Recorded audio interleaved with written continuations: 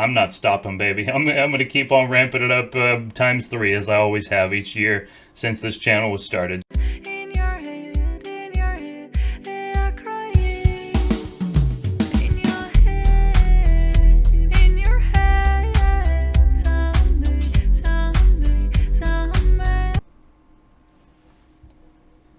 Hello everybody, I'm Mango Thunderslice, and today we are just talking about forward into 2020, where things are going from here. Going to be reading another Zero Hedge article, a good compliment to the one yesterday, and yeah, just more rumination on where things are going, right? Because as we pass through this gate, right, 7 years past December 21st, 2012, you know, it's as we pass further into this new kind of paradigm, the people who are stuck in the old paradigm, they find it more and more taxing on their systems, right? Their minds start to degrade, their bodies start to degrade, right? Their emotions start to become erratic and eclectic to the point of, you know, almost sparking, like the system starts to break down electrically. Because it's like running a electrical device on the wrong hertz, right? There's, you know, electrical signals come into, you know, a device in a certain pattern, right? And it's alternating back and forth, and it's like as time goes on, the frequency of this world that we're living in is changing. And for people who are stuck on maybe an old frequency pattern, right, it creates these intervals, and you know, the system starts skipping, right? It's like the record just starts skipping over and over again. That's why you see these people kind of have the habits and behaviors of reverting, right? As South Park pointed out back during the election cycle last time around, the member berries, you member, right? Everybody's kind of who is stuck in that frame is just basically looping back into their old patterns, and they can't bring themselves forward into this world. You know, Trump is almost just the excuse that they use energetically and psychically to fail to, you know, to their excuse why they fail to come forward, right? Because, oh, we can't come forward into this present world and engage with it on a serious, you know, solemn and genuine, sincere basis, because it's racist and it's xenophobic and it's, you know, it's too scary, right? They can't even entertain ideas that go against their program that they've been fed through decades of Good Morning America and televised nonsense, all these garbage movies, right? And the system starts to break down at a certain point. There's only so far you can push the propaganda before people, you know, like, they start to wake up from the Matrix, right? How does the Matrix work even in the fictional series, right? Is a world that is propagated in front of them that appears to be real. And, you know, but what if that world that was propagated all of a sudden started spewing out absurd things that the mind simply couldn't understand? Then all of a sudden people would start waking up from their pods, right? They would start, you know, it would snap them out of that sleep. And that's kind of what's happening now for a lot of people in the middle. It's why the end game for the left is basically just mass immigration, because yes, demographics are kind of a tidal wave going in one direction, but that tidal wave, you can look at it as a wave coming from the outside in. From the inside, there is another wave, right? That's the blue wave coming in on us. From the inside, there's a red wave going out, which is people waking up steadily from the core, right? The Americans who feel abandoned by this, you know, communist program. They don't feel like anyone is representing them, and it's, you know, really now the new liberal, democratic, progressive, communist, authoritarian party has nothing to do with protecting the individual worker, has nothing to do with protecting free speech, has nothing to do with protecting the minority against the overreach of Big Brother, right? It is just about the narrative of social justice, which of course is a completely fallacious narrative, right? Humans are different. We have different genotypes and phenotypes and expressions of mental intelligence, emotional intelligence, physical capability, but we're not allowed to believe that in a communist program. We're not allowed to understand that people have differences. Instead, we're supposed to blame all the different results in people in society across the entire world, across all the different strata. You know, we're supposed to just ascribe that all to people's innate biases and prejudices and racism and all the rest, right? There's no good form of in-group preference in the communist mentality. There's no form of constructive symbiosis. It all just has to be mashed together, right? Big gray communist mass where everyone is exactly the same. That's the only way it works, right? From the vaccine issue, completely a one-size-fits-all modality that completely does not even remotely take into account the individual. You know, the only way that it could is with the exemption program.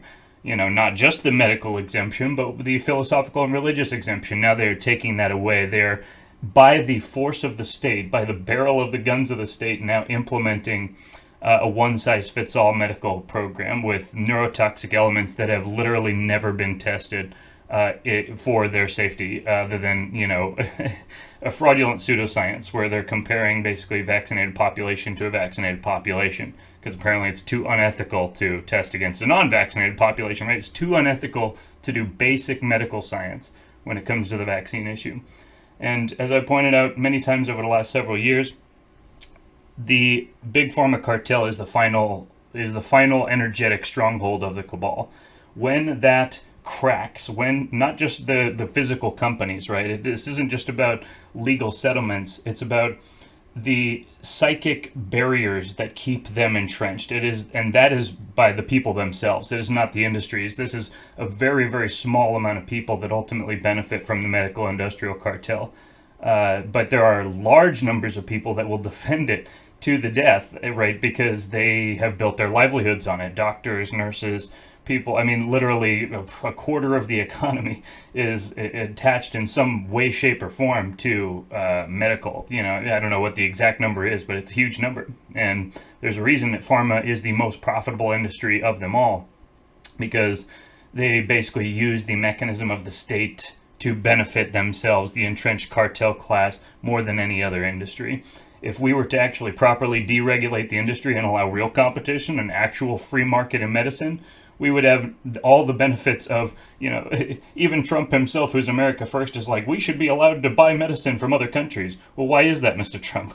Why doesn't anybody ask the question, why are we buying medicines from other countries, right? It's because we have a legal and regulatory environment in this country that it automatically enriches the cartel corporations that have basically, you know, set up this whole system. And again, as people, millions have now pointed out, it's a sick care system. No one's getting healthier. Look at this skyline, right? I live out, you know, in the beautiful mountains out here in the West. Looking at just New York just makes me sick. It literally feel like just going and throwing up just looking. And again, this is the Statue of Liberty. This is basically, you know, supposed to be an inspiring thing. And it is, I suppose, but the gray mass. I feel sorry for people on the East Coast. It's not like the California is free of its own problems, but it's you know, I'm grateful every day to just see the mountains and see the trees in the forest, and you know, even getting out of Reno. Reno's the high desert, and it's just a gray mass. You have to inspire your soul, and the more that they funnel people into these gray matrices, these blocks, these, you know, grids, is the more that they grind the human soul down, and they make people want to be part of this gray communist mass, this program, because it gives them a sense of purpose once they've been ground down into oblivion, right? Once they have no sense of purpose or biological, you know, destiny innate in their cells, then, you know, basically this is the best thing they can ever hope for, is the program. And so that's why they defend it. And we have to understand why people defend it if we're going to address it, right?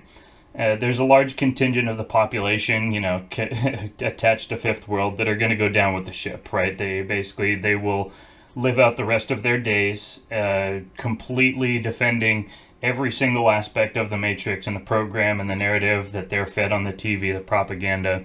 That is their meaning and purpose in life. And again, it shouldn't be our purpose should be in regards to them is just to laugh, point and laugh, marginalize, and wait till they expire from this planet. Right? We don't need to push them down towards that end. We don't need to, you know, basically, you know, start raging and foaming at the mouth ourselves over it. Just point and laugh and wait for them to expire. Right? because the independents, the people, the real people on the streets of these cities, the real people out in the country, and the real people just throughout the world, again, they're trying to divide us, but at a very core level, we are all basically being screwed by a parasitic extractor class, right? Again, I'm very much a free market person, but the financial, late stage capitalism, right?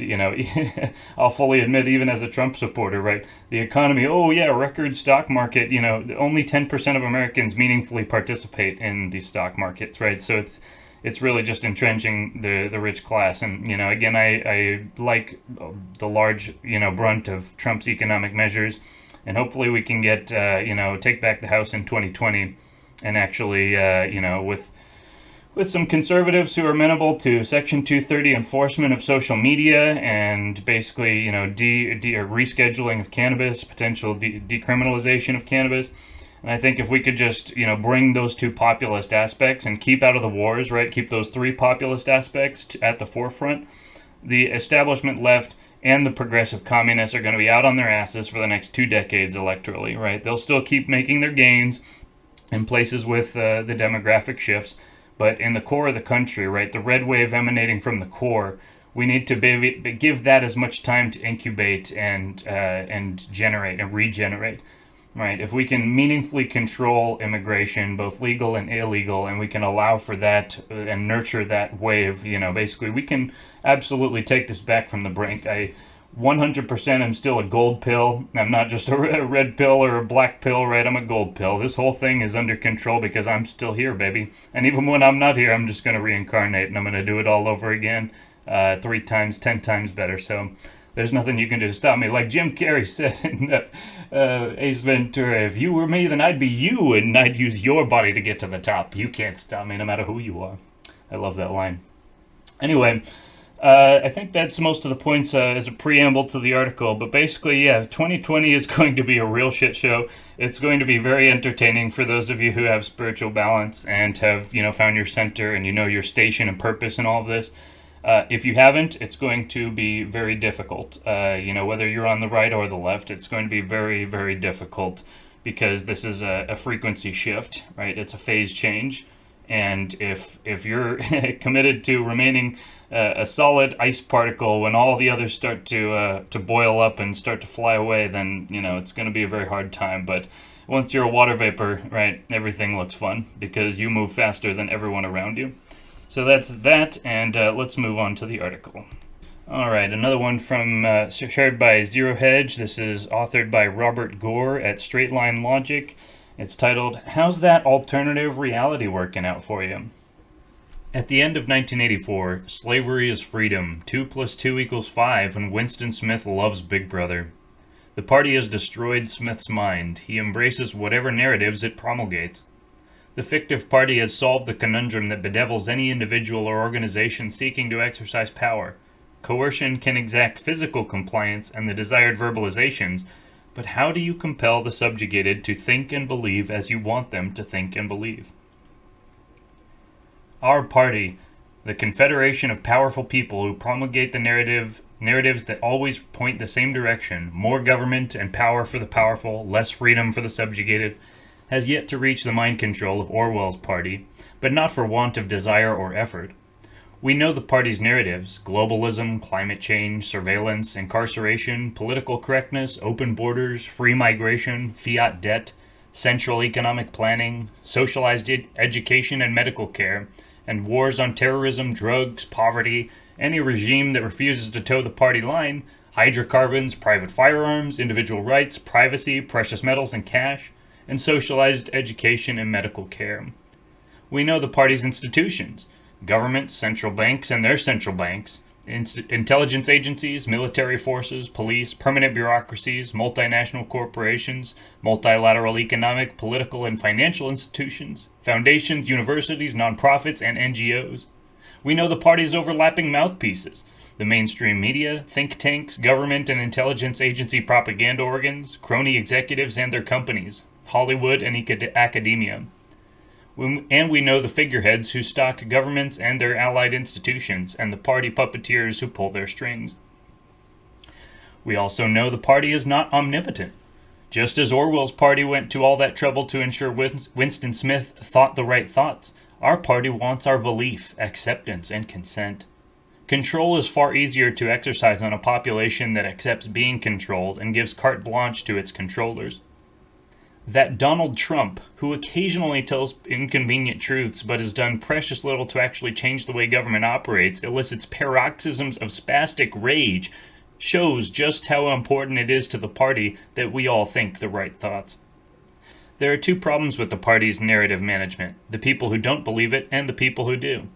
In the party's perfect world, it would have a monopoly on information and interpretation. However, it's battling a trend that began with the invention of writing, the ever-increasing availability and dispersion of information.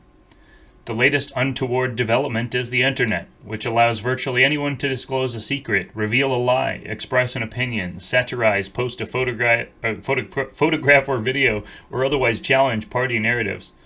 The many that wither under internet scrutiny reveal the party for what it is: a serial, unrepentant liar. Looking at threats to or from the internet, intelligence agency surveillance, state censorship, and social media companies' exclusion and elimination of disfavored political views, there is cause for concern. The threats are certainly threatening, but looking at what the internet has already wrought argues against total despair. 20 years ago, the whole concept of a deep state was a fringe notion embraced only by kooks and so-called conspiracy theorists. There was an American deep state with international connections, and it had been running the country since at least World War II, but it was really deep. Few people on the outside were aware of it. Now, the phrase is routinely cited by the president, deployed every day in the alternative media, and even the mainstream media occasionally use it. In fact, the mainstream media has gone from denying the deep state to telling us what a great thing it is, the last bulwark against a Trump dictatorship. So the witnesses against Trump in the House impeachment hearings aren't State Department bureaucrats in love with their own deeply flawed Ukraine policies, protecting themselves and their Democratic cronies from revelations of involvement in Ukraine's rampant corruption, and using second, third, and fourth-hand conversations in an attempt to depose the elected president. No, they're heroes.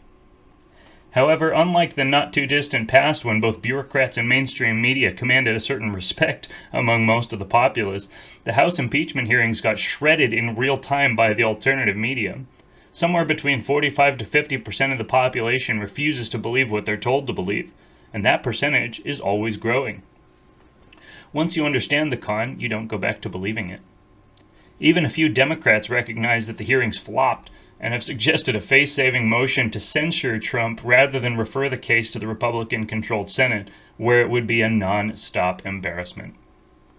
To counter the Epstein didn't kill himself meme that's run riot on the internet, Attorney General William Barr recently restated the official conclusion that Jeffrey Epstein's death was suicide by hanging, resulting from a perfect storm of screw-ups.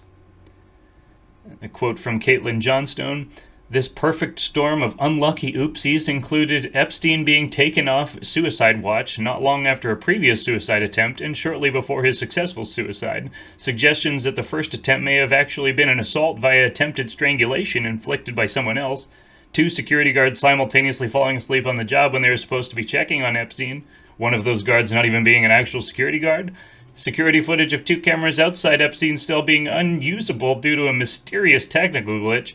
At least 8 Bureau of Prisons officials knowing Epstein wasn't meant to be left alone in his cell and leaving alone in his cell anyway.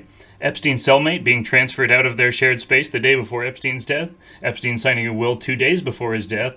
Unexplained injuries on Epstein's wrist and shoulder reported by his family after the autopsy, and a forensic expert who examined Epstein's body claiming that his injuries were more consistent with homicide than suicide." It was years before those who questioned the Warren Commission's conclusions didn't have their sanity questioned. Now, within 4 months of Epstein's death, the Attorney General felt compelled to respond to the internet and the alternative and social medias it has spawned. Barr didn't change a single mind. The meme is still viral, but he has prompted a new SLL word coinage for any effort by the powerful to whitewash their own lies and corruption: Epstein-Barr syndrome, or EBS. I'm an English major. I live for puns. That's good shit.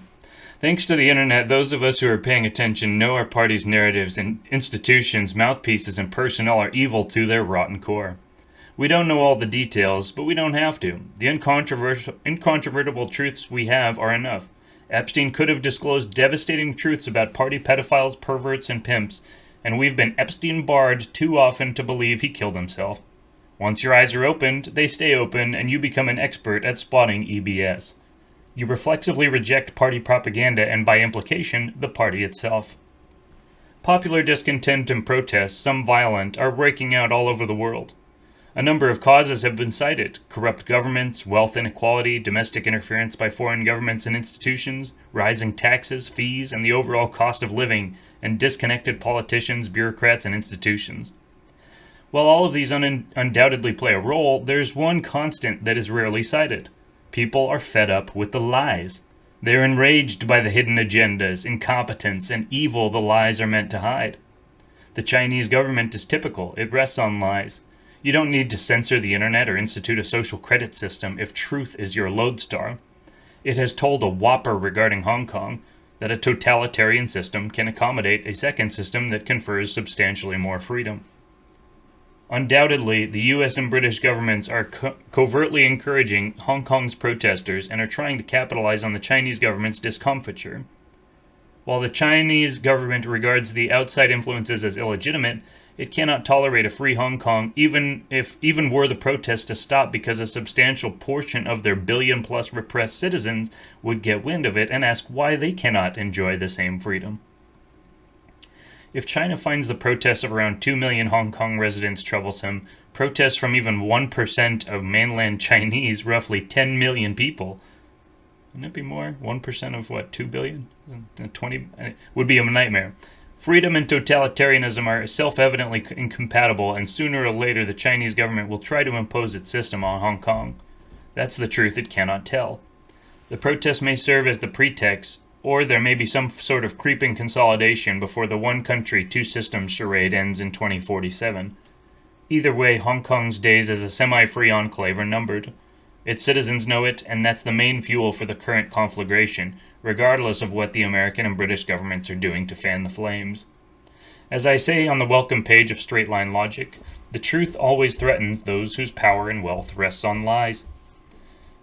Through history, that has meant governments and those who align their fates with governments. However, the unbelievers may not be as big a problem for the party as the believers.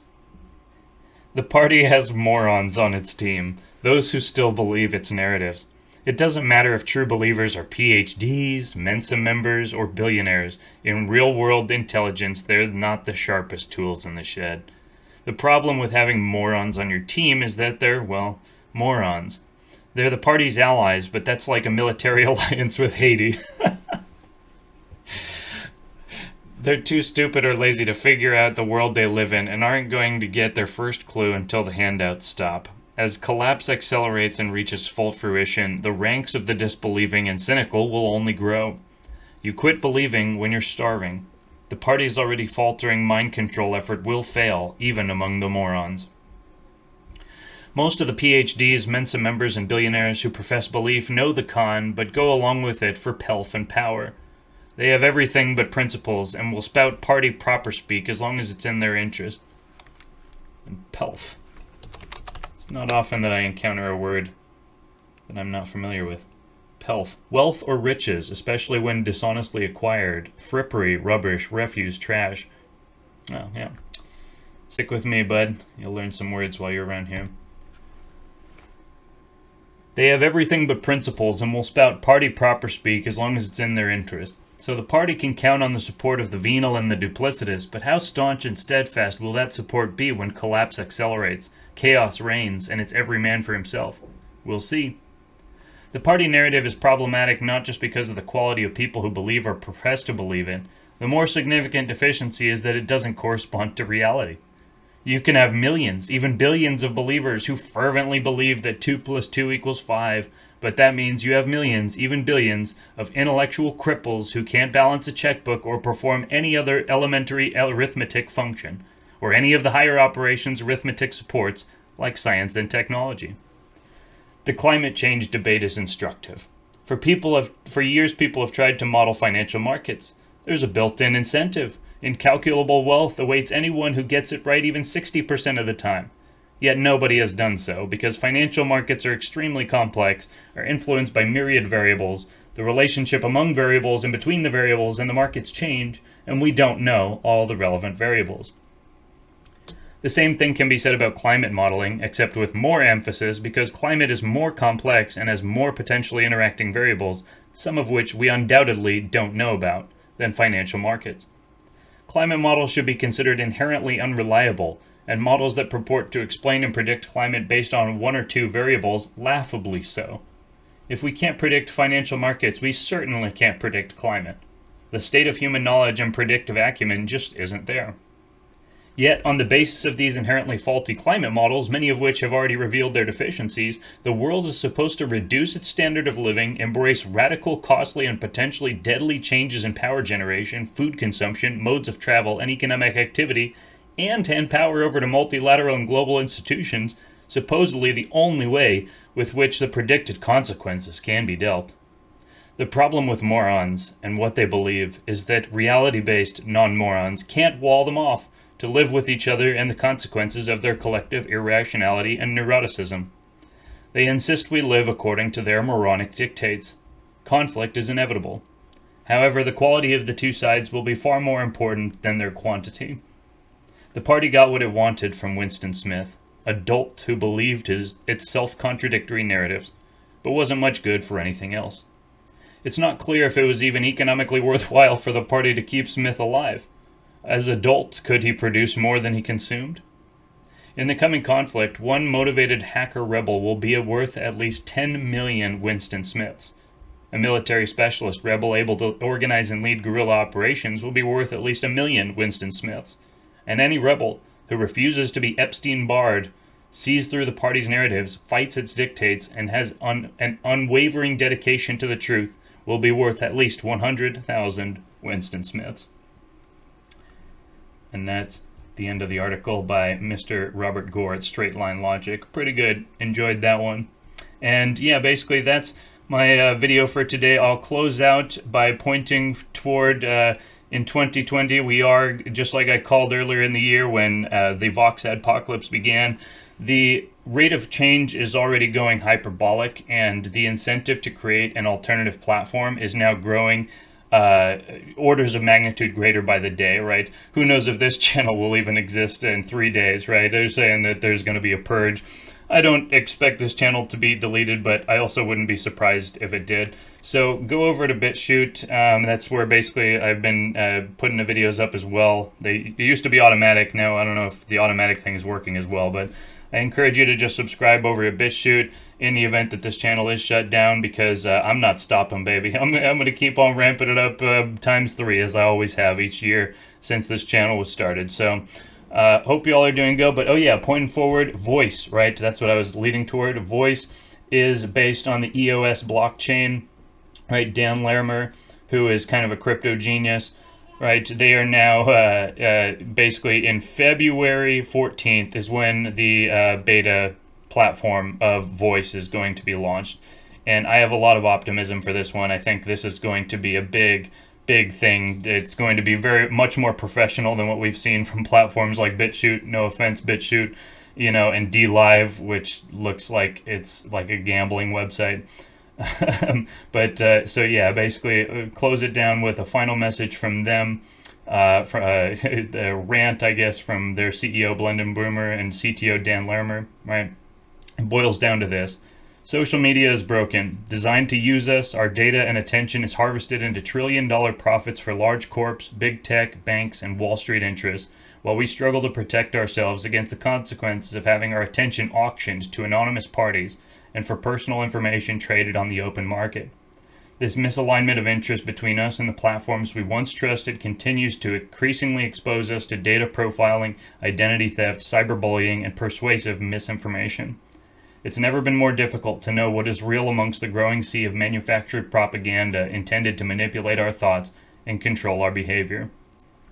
And so that's why we're focused on Voice, a blockchain-powered social network that rewires the formula in users' favor, cutting out the opaque one-sided data auctioneering, eliminating the hidden algorithms, and cycling value back into users' hands in the form of the voice token. Right, so that's, I'll let you guys go to that. But yeah, voice, I think, may not be the ultimate solution, but I think that there's a lot of momentum behind this, and it's going to be part of what displaces the entire legacy media going forward. So yeah, we're going to have another Thunder Slice, another little baby girl joining the family in 2020, and it's going to be fun. Trump's going to get reelected, and it's going to be a blast. So take a deep breath, get your popcorn, and I'll see you guys on the other side. Have a good one. Cheers.